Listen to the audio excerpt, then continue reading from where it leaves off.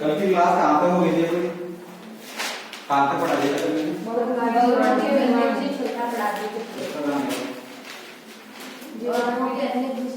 अच्छा, जीवाणुओं के अन्य विशिष्ट प्रकार अपन लोगों ने पढ़ लिए थे। संदीप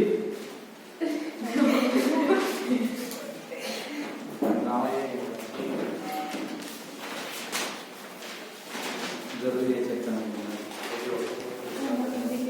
हाँ, आज पढ़ेंगे जीवाणु कोशिका की परासंरचना। हेडिंग लगाओ, जीवाणु कोशिका की परासंरचना।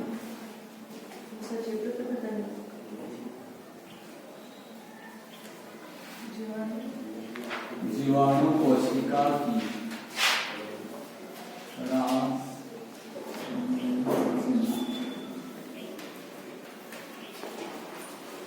जीवाणु कोशिका की परासंरचना। आप सभी को पता है कि जीवाणुओं को नग्न आंखों के द्वारा देखा जा सकता है, तो इनको देखने के लिए इलेक्ट्रॉन सूक्ष्मदर्शी क्या होगी आवश्यकता। इनकी संरचना को देखेंगे तो इलेक्ट्रॉन सूक्ष्मदर्शी में क्या होगा कि विस्तृत से अपन देख सकते हैं, क्योंकि उसमें जूमिंग करने की जो क्षमता होती है वो काफी ज्यादा होती है। तो इसमें लिखो, जीवाणुओं की आकृति, जीवाणुओं की आकृति अत्यधिक सूक्ष्म होने के कारण, जीवाणुओं की आकृति अत्यधिक सूक्ष्म होने के कारण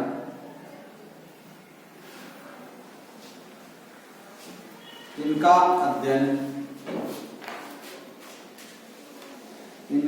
अध्ययन इलेक्ट्रॉन सूक्ष्मदर्शी के द्वारा,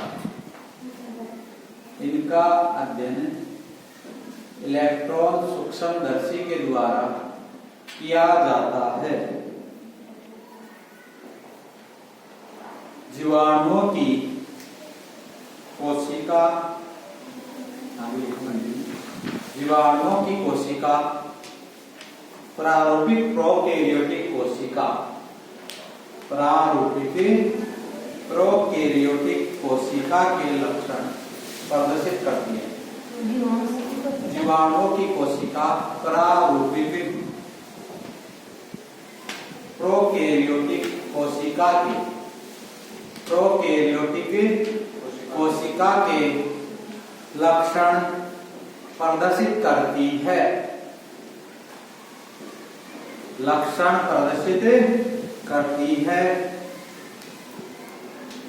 पादप कोशिका के समान ही, पादप कोशिका के समान ही, पादप कोशिका के समान ही जीवाणुओं की कोशिका भी, जीवाणुओं की कोशिका भी कोशिका भित्ति है। जीवाणुओं की कोशिका भित्ति भी, कोशिका भित्ति व जीवद्रव्य के द्वारा बनी, कोशिका भित्ति व जीवद्रव्य के द्वारा बनी होती है। जीवद्रव्य के द्वारा बनी होती है तथा कोशिका भित्ति के बाहर, तथा कोशिका भित्ति के बाहर एक पतली परत का आवरण, एक पतली परत का आवरण पाया जाता है। एक पतली परत का आवरण पाया जाता है। लिख लिया? अब एक डायग्राम बना लो।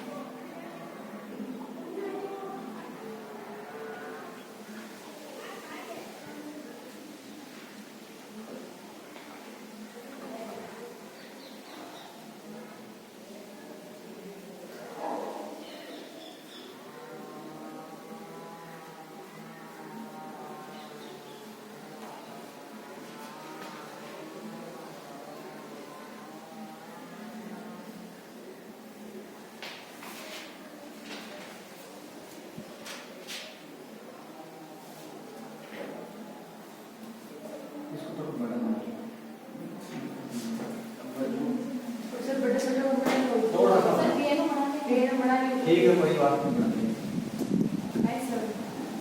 थोड़ा सा होगा। ये जो क्या है कि जो अंदर इसका न्यूक्लियोलस होगा ना,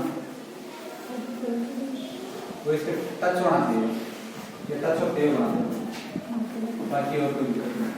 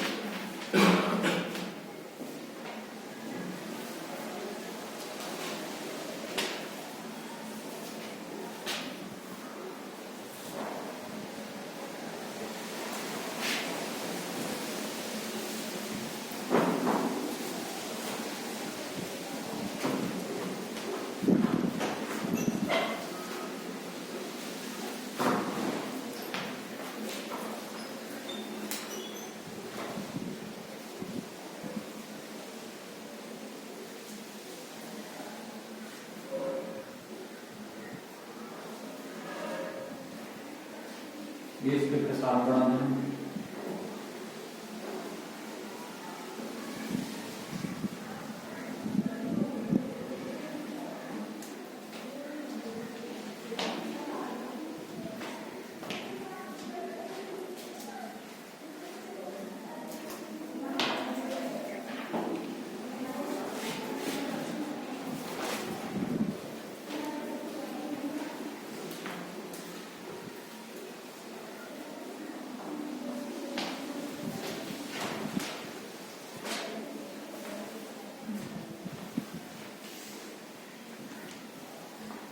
ये है पेरिफेरल मीजोसोम,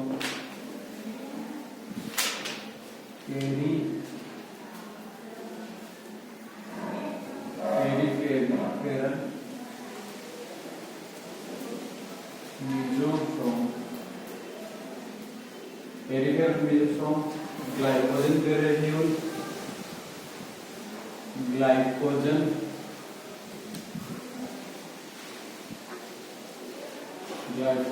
ग्रेन्यूल,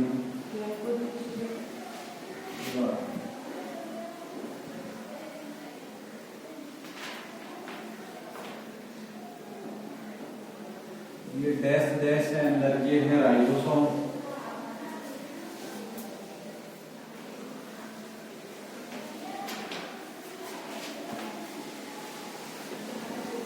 ये है सल्फर ग्रेन्यूल, गोल गोल है बड़े वाले,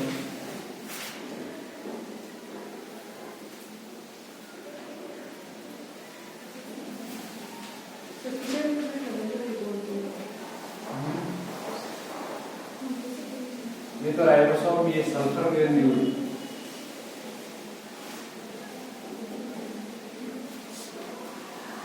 साइटोप्लाज्म,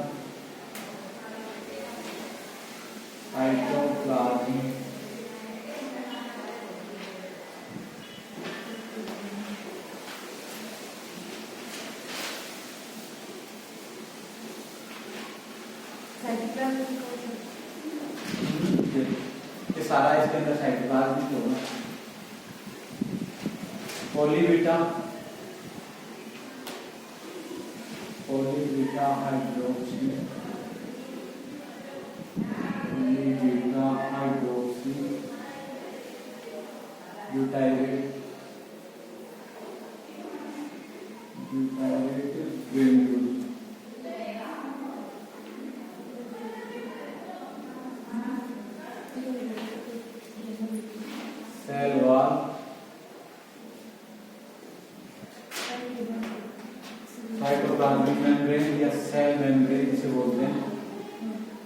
सेल मेम्ब्रेन,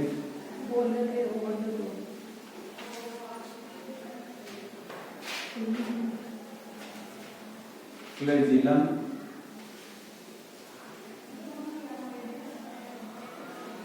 फ्लैजिलम,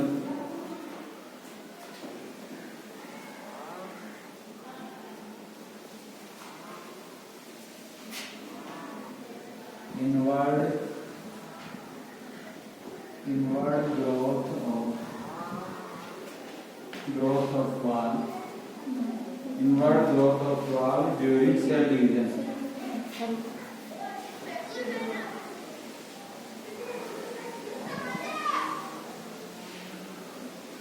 जब कोशिका विभाजन होगा उस समय जो सेल मेम्ब्रेन होगी वो अंदर की तरफ फोल्ड हो जाएगी।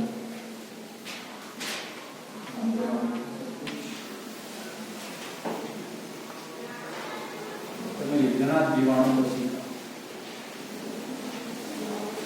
जीवाणु कोशिका,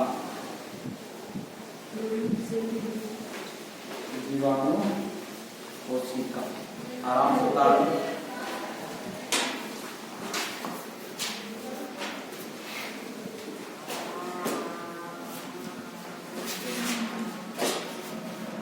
ऊपरी आवरण किसका पाया जाएगा? सेल वॉल का।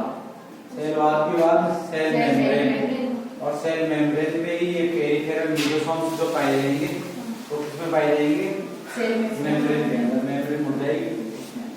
फिर बीच में है राइबोसोम्स, और इसका ये जो क्रोमेटिन डीएनए वगैरह है ये क्रोमेटिन, जाल क्रोमेटिन, क्रोमेटिन।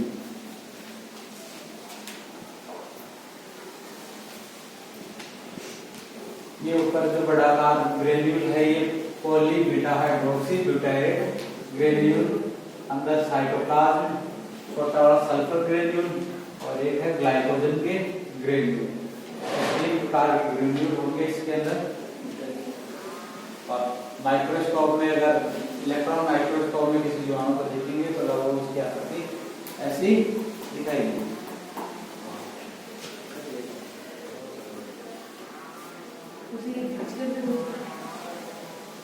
ये इसी का ऐसा क्रोमेटिन जाल है। इसमें सेंट्रियोल तो पाया जाता नहीं है, न्यूक्लियोइड जरूर होता है, केंद्रिकाकार न्यूक्लियोइड डीएनए होता है इसमें।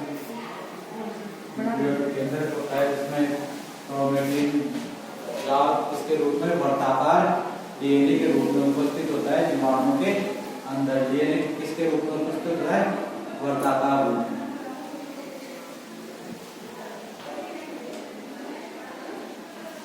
उतार लिया क्या? नहीं सर।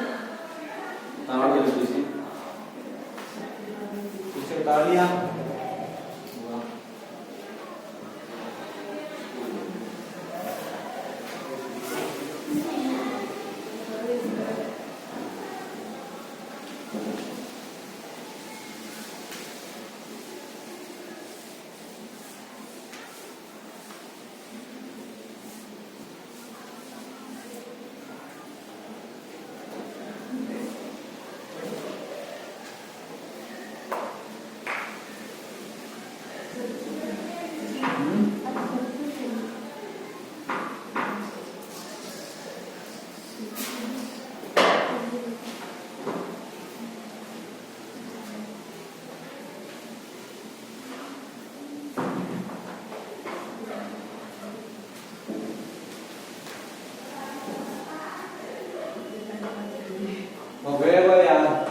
बना दो एग्जाम में। हाँ बना तो दिया, सर नाम तो लिख सकते हैं। नाम तो सारे लिखने की जरूरत थोड़ी है, जितने याद हो आप लोगों को उतने लिख देना। 4-5 नाम लिख दिए, जैसे सेल वॉल लिख दिया, क्रोमेटिन लिख दिया, सेल मेम्ब्रेन लिख दिया, और राइबोसोम भी लिख दोगे, साइटोप्लाज्म भी आप लोग लिख दोगे। तो बचा क्या है? बस ये ग्रेन्यूल बचे हैं 3, ये ग्रेन्यूल और लिख देना। कोई ऐसी सल्फर ग्रेन्यूल अगर डायग्राम और फॉर्म में आ जाए, अगर जीवाणु को पूछेगा तो यही आएगा, जीवाणु के अलावा पूछेगा तो पता नहीं कुछ भी आएगा। चलो हेडिंग लगाओ, जीवाणु कोशिका के संरचनात्मक भाग। जीवाणु कोशिका के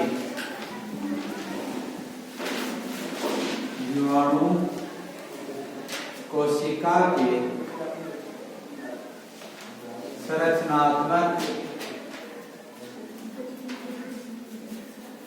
जीवाणु कोशिका के संरचनात्मक भाग। इसमें लिखो फर्स्ट है सतही उपांग, नहीं सतही उपांग के साथ लिखेंगे। सतही उपांग में कसाब और कसाबिकाएं और रोम। कसाबिकाएं रोमा रोम। 2 नंबर सतही आसंजित भाग।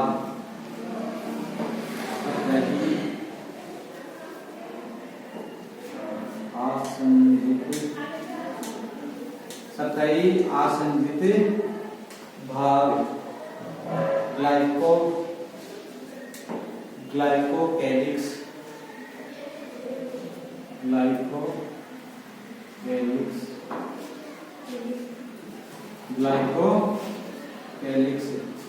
थर्ड नंबर है कोशिका भित्ति।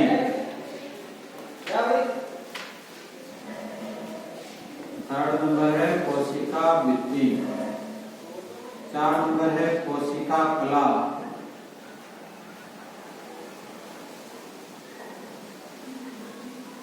और लास्ट है कोशिका द्रव एवं कोशिकांग। कोशिका द्रव्य एवं कोशिकांग, ये इसके अंदर दिखाई दे रहे हैं। इसलिए इसका भागों में बांटा गया है, जिससे जीवाणु कोशिका को और अपन विस्तार पूर्वक से अध्ययन करेंगे। कल क्यों करेंगे, आज ही करेंगे। अभी तो बहुत टाइम पड़ा है अपने पास, 15-20 मिनट की क्लास हुई नहीं, कल करेंगे। हेडिंग लगाओ सतही उपांग। हाँ, फर्स्ट नंबर सतही उपांग और उसमें भी एक नंबर लगाओ कसाबिकाएं। फ्लैजिला पहले हेडिंग लगाओ सतही उपांग, फिर ए नंबर कसाबिकाएं।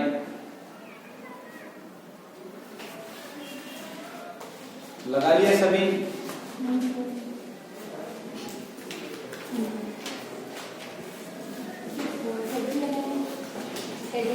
हेडिंग लगा लो, सतही उपांग लगा दिया फर्स्ट, फिर इसमें ए कसाबिकाएं।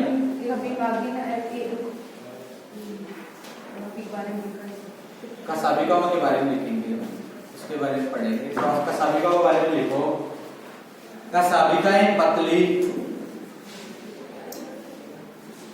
कसाबिकाएं पतली, रोम सदृश। कसाबिकाएं पतली, रोम सदृश, कुंडलित आकृति की, कुंडलित आकृति की रचनाएं होती है। कुंडलित आकृति की रचनाएं होती है, जो कोशिका झिल्ली के ऊपर, जो कोशिका झिल्ली के ऊपर से निकलती है। दिख रही है सबको? कोशिका झिल्ली के ऊपर से निकलती है, नहीं दिख रही क्या? कसाब निकल रहे हैं ना कोशिका झिल्ली से। हाँ, रोम सदृश से रचना है। फिर लिखो प्रत्येक कसाब से निकलती है। कोशिका झिल्ली के ऊपर से निकलती है, कोशिका झिल्ली से निकलती है, एक ही बात हो।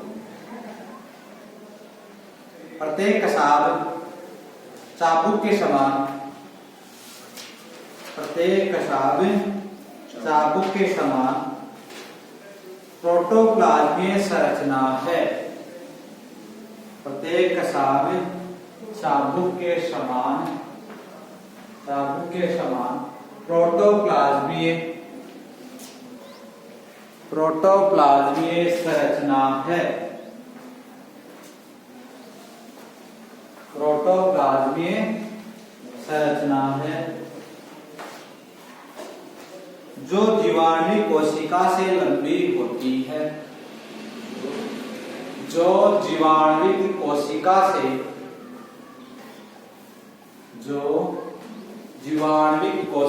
से लंबी होती है। कशाभिक जीवाणुओं को तरल माध्यम में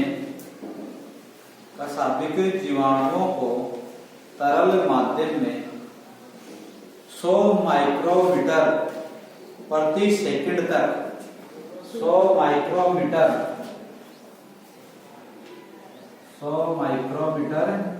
प्रति सेकंड तक गति प्रदान कर सकती है। ये फ्लैजिला होता है, ये फ्लैजिलाएं कशाभिकें क्या करती हैं?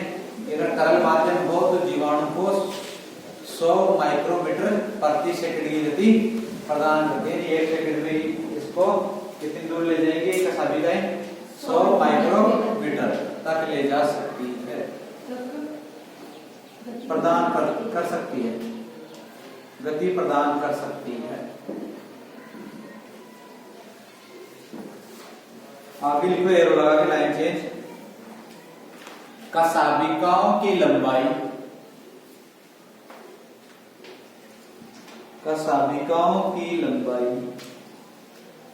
15 से 20 माइक्रोमीटर। कशाभिकाओं की लंबाई 15 से 20 माइक्रोमीटर व व्यास 15 से 20 नैनोमीटर। लंबाई 15 से 20 माइक्रोमीटर व व्यास 15 से 20 नैनोमीटर होता है। कंटिन्यू लिखना है। ये कशाभिकाएं छड़ाकार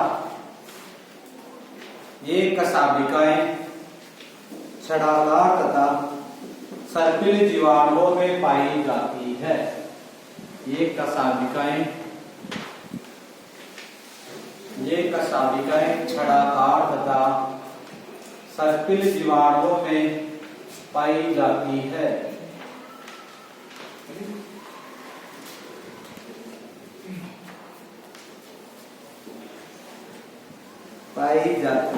स्टार लगाओ। कशाभिकाओं की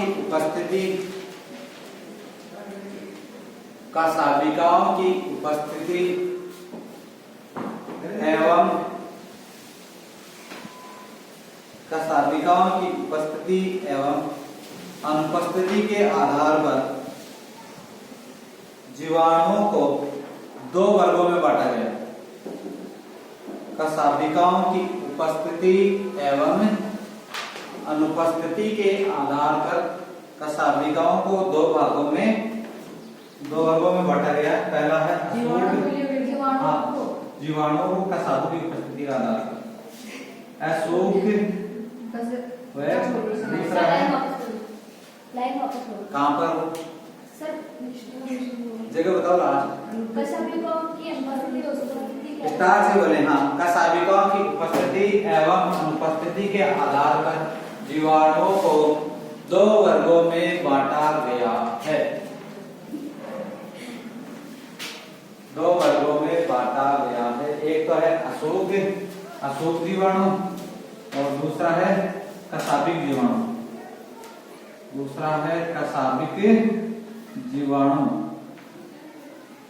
फर्स्ट हेडिंग लगाओ, अशोक जीवाणु। हाँ, अशोक जीवाणु।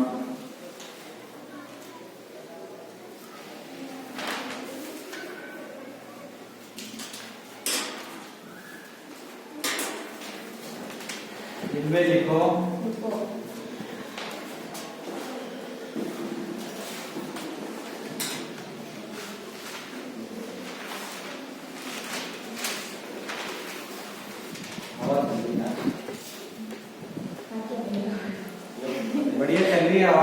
में लाइक माहौल ये भी है बड़ी बिल्कुल fresh fresh air. Be double like बोले क्यों नहीं?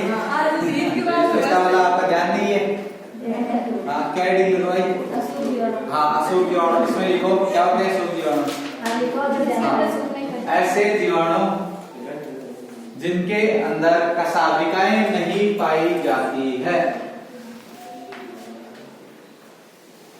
कसाबिकाएं नहीं पाई जाती हैं, जिसके कारण ऐसे जीवाणु जिनके अंदर कसाबिकाएं नहीं पाई जाती है, ऐसे जीवाणु जिनमें कसाबिकाएं नहीं पाई जाती है, इस प्रकार के जीवाणु अचल होते हैं। अचल का मतलब चल नहीं सकते हैं, समझ गए? क्यों नहीं चलेंगे? क्योंकि इनके अंदर कसाब नहीं पाई जाती है। अचल जीवाणुओं को नॉन मोटाइल जीवाणु भी कहते हैं, इंग्लिश में नॉन मोटाइल बैक्टीरिया। लिखने की जरूरत नहीं है, नॉन मोटाइल बैक्टीरिया। दूसरा, अब इसमें एग्जांपल लिखो, लैक्टोबैसिलस व पास्चुरेला। लैक्टोबैसिलस व पास्चुरेला। लैक्टोबैसिलस व पास्चुरेला ये इसके क्या है? एग्जाम्पल है। अब हेडिंग लगाओ 2 नंबर कसाबिक जीवाणु।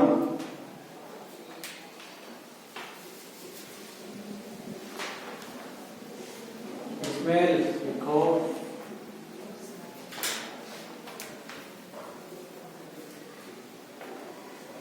हेडिंग लगाइए। इसमें लिखो इस प्रकार के जीवाणुओं में, इसी प्रकार के जीवाणुओं में कसाबिकाएं पाई जाती है,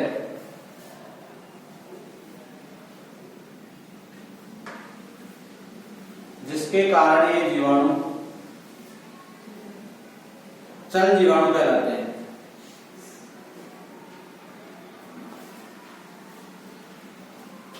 जिसके कारण ये जीवाणु चल जीवाणु कहलाते हैं। चल जीवाणु मतलब ये जीवाणु जो चल सकते हैं, बस इतना याद रखिए। चल से पता चल जाएगा चल जीवाणु, अचल से अचल जीवाणु। आगे लिखो एरो लगा के ये लाइन में,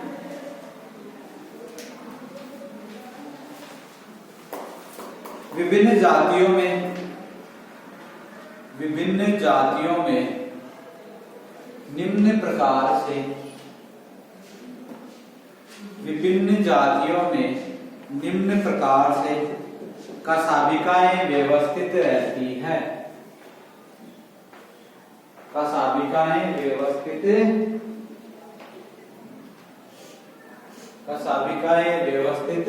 रहती है। फर्स्ट नंबर, एक कसाबी। हाँ, एक कसाबी।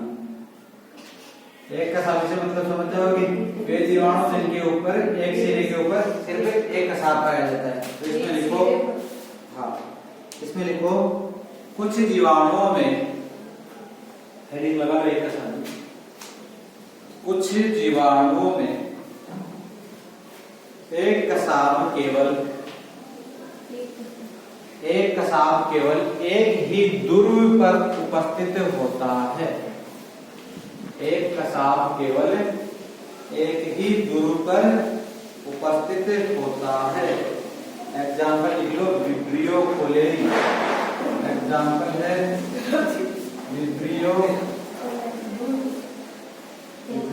कोलेरी।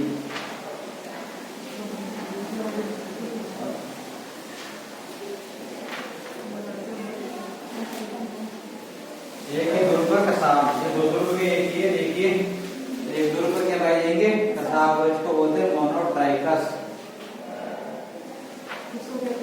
मोनोट्राइकस। हाँ डायग्राम बनाओ। मोनोट्राइकस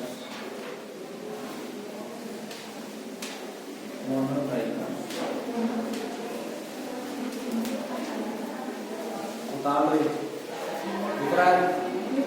नहीं दिख रहा है? बैठ जाओ, कोई बनाओ। मोनोट्राइकस।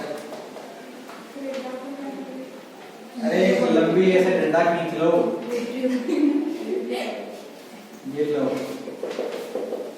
अब दूसरे पर डालो। मोनोट्राइकस।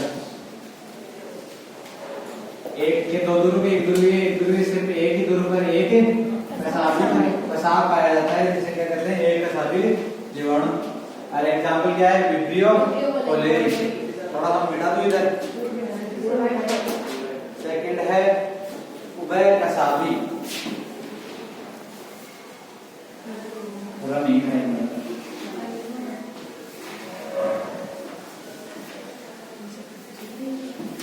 उभय कसाबी।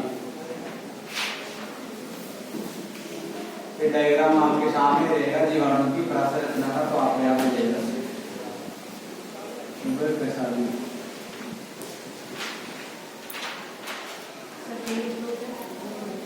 इसमें लिखो, पेन ब्लैक से लिख लो, ब्लू पेन दो। लिखो, इसमें जीवाणुविक कोशिका के दोनों सिरों पर, इसमें जीवाणुविक कोशिका के दोनों सिरों पर एक या एक से अधिक कसाब पाए जाते हैं।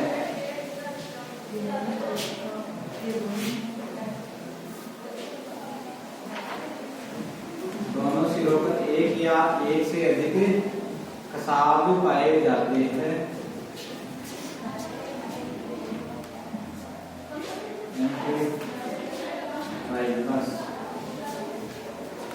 एम्फीट्राइकस और एग्जाम्पल है इसका नाइट्रोसोमोनास।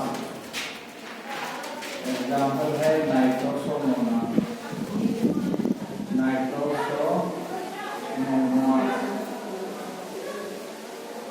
एग्जाम्पल क्या है? उभय कसाबी का नाइट्रोसोमोनास। ये ऐसा जीवाणु है जिसके दोनों सिरों पर या तो एक कसाब या एक से अधिक कसाब दोनों सिरों पर पाए जाते हैं।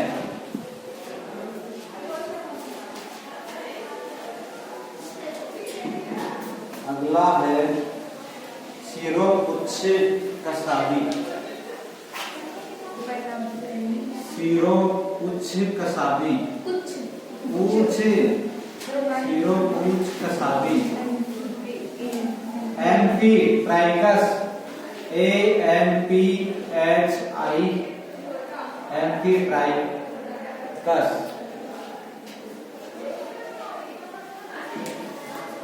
लिया। फिर सिरोपुच्छ कसाबी।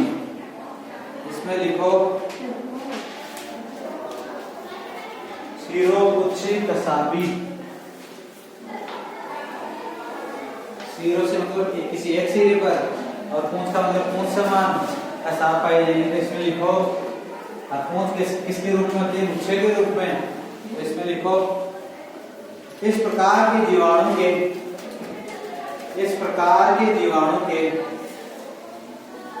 एक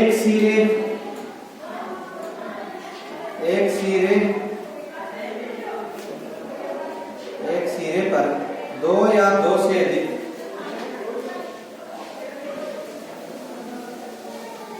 कसाबिकाओं का गुच्छा, एक सिरे पर दो या दो से अधिक कसाबिकाओं का गुच्छा उपस्थित होता है। सूडोमोनास। एग्जाम्पल है सूडोमोनास। Pseudomonas fluorescence.